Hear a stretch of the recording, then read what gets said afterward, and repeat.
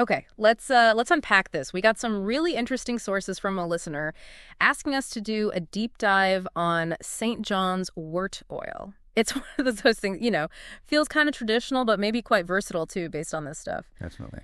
So, yeah, our job today is really to dig into these sources, articles, notes, whatever we have here, and pull out the key details.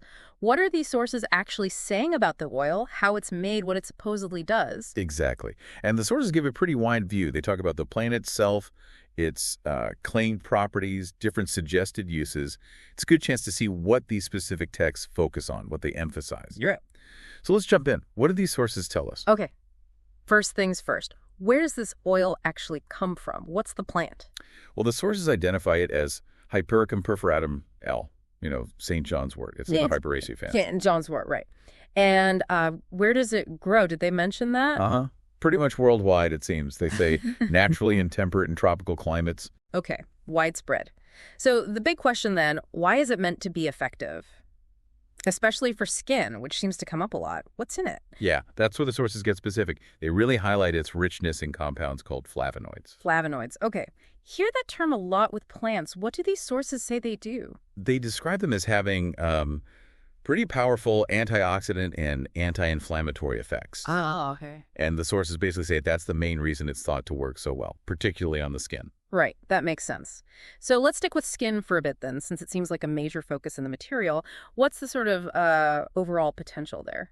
They talk about a high potential for improving skin, things like rejuvenation, repair, those kinds of benefits. And more generally, like day-to-day effects. Relieving irritation, fighting inflammation, reducing itchiness are mentioned. Also helping restore the skin's natural structure. Plus, moisturizing, softening, nourishing effects for a healthier appearance overall. And wasn't there something about protection, too, like a barrier? Yes, exactly. That comes from its reported antibacterial and antiviral properties.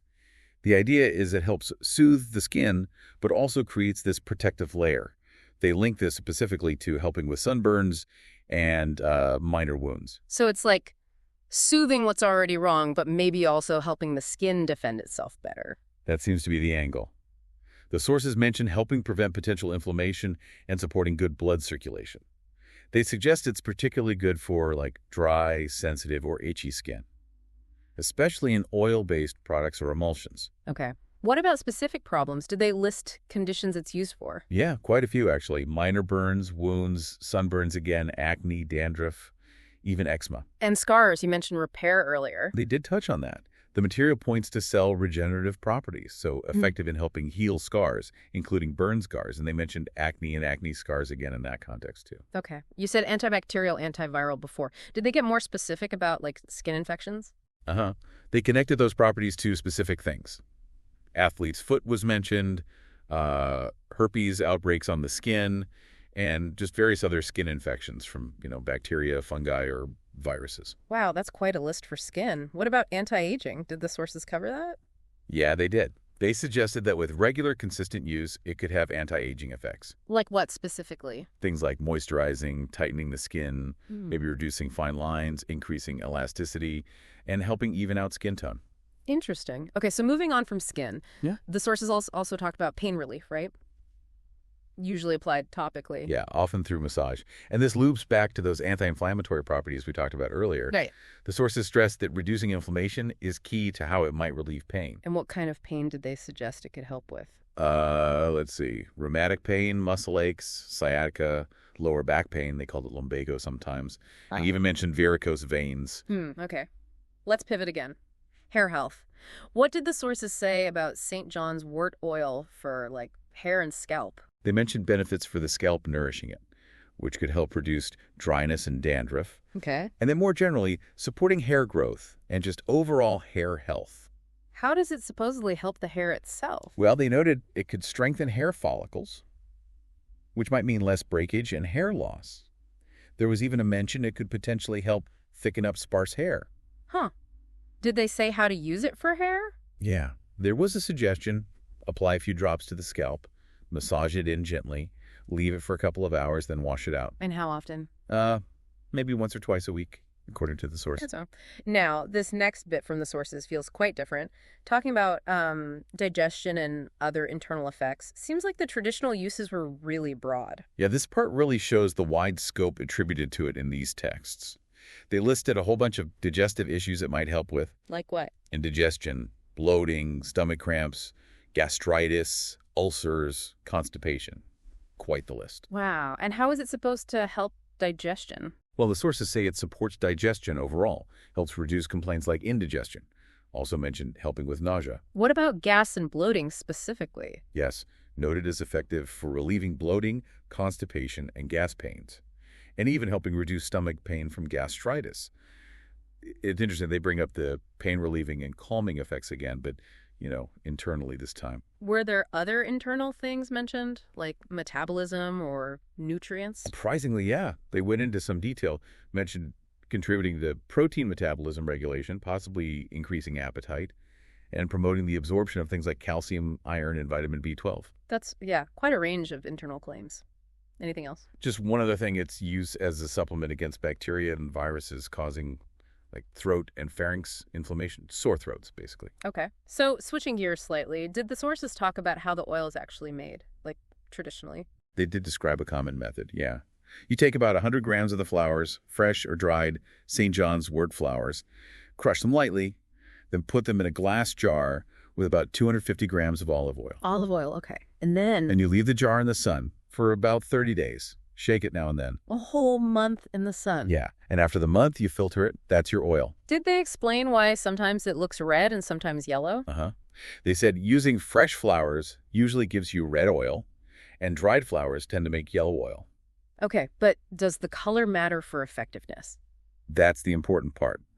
The sources explicitly said that the effect and benefits are considered the same, regardless of the flower type or the color. Ah, that's good to know from their perspective. That color doesn't necessarily mean stronger or weaker. All right, finally, and this is crucial, cautions. What did the sources warn about? Side effects. Yes, super important. For using it on the skin, they strongly cautioned about sensitivity to sunlight. Photosensitivity. Right, well, what does that mean practically? It means there's a risk of getting sunburned more easily, especially if you have sensitive skin already. Okay, good warning. What about if someone takes it internally or just uses way too much? The sources listed potential side effects from excessive use, internal or external. Things like mild stomach upset, maybe hives or other skin rashes, fatigue, restlessness. Also, headache, dry mouth, and dizziness were mentioned. And was there anyone who definitely shouldn't use it according to these sources? Yes, very clear on this. Not recommended during pregnancy and breastfeeding. And why not? The specific reason given in the sources was because there is not enough scientific data about its safety for those groups. Right. That lack of data is a really key piece of information from these texts. So, wrapping this up, we've covered a lot based on these sources. A huge range of reported uses for St. John's wort oil. Skin healing, soothing, anti-aging, acne, scars, infections, then pain relief, hair health, even digestion and metabolism stuff internally. It's quite extensive. And it all seems to circle back in these sources to those key components, right? The flavonoids. They're reported anti-inflammatory, antioxidant, antimicrobial actions. That's how the sources seem to explain this diverse range of effects. Definitely. And we have to stress those cautions again straight from the sources. The photosensitivity risk with skin use, and that critical point about avoiding it during pregnancy and breastfeeding due to insufficient data. Absolutely. Those warnings and limitations, as presented in the material, are just as important as any potential benefits described. So, thinking about everything we've pulled from these sources, the effects claimed for everything from sunburn to indigestion, that traditional sun infusion method, the focus on flavonoids, what really stands out to you listening in? Is any of this useful or just, interesting food for thought? Well, it makes you think, doesn't it? How the sources seem to blend this really traditional knowledge, like leaving flowers and oil in the sun, with discussing specific chemical properties like flavonoids being antibacterial. When one plant is described in these texts as having such a broad impact across the body, what does that tell us? What does it tell us about how these remedies are understood and explained in the material we looked at today? Leaves you with some questions, for sure.